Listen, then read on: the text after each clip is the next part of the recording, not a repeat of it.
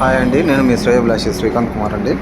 నేను ముందుకి ఇప్పుడు ఒకటి డిటిసిపి వెంచర్ని పరిచయం చేయబోతున్నాను సార్.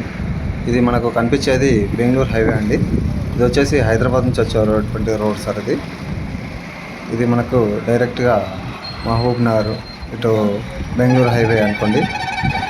ఇక్కడ నుంచి మనకు కరెక్ట్గా జస్ట్ ఒక 300 మీటర్ డిస్టెన్స్లోనే మెయిన్ రోడ్కు ఉన్నటువంటి వెంచర్లో ఈస్ట్ ఫేసింగ్ ప్లాట్ని తీసుకురావడం జరిగింది సార్.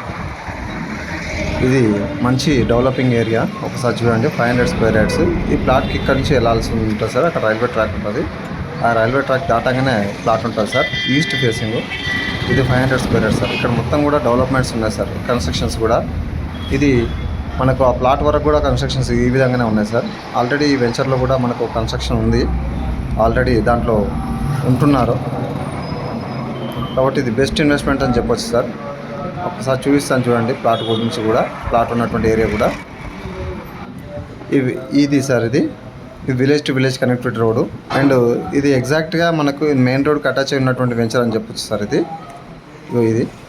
కనిపించేదంతా కూడా ఇక ఇందాక చెప్పినటువంటి బిల్డింగ్ కన్స్ట్రక్షన్స్ అంతా ఇదే సార్.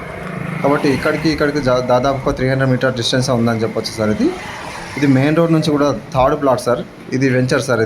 దీంట్లో కన్స్ట్రక్షన్స్ ఉన్నాయి ఆల్రెడీ. లాస్ట్లో కింద ఉంటుంది, అది కూడా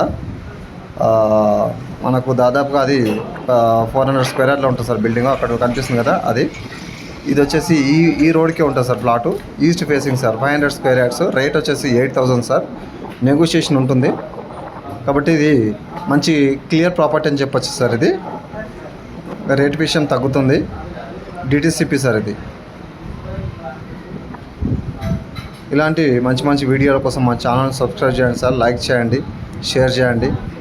ఇది చూడండి డెవలప్మెంట్స్ ఏ విధంగా ఉన్నాయి ఇక్కడ. కాబట్టి మంచిగా డెవలప్మెంట్ అవుతుంది సార్. ఇక్కడ బెస్ట్ ఇన్వెస్ట్మెంట్ అని చెప్పొచ్చు ఇది.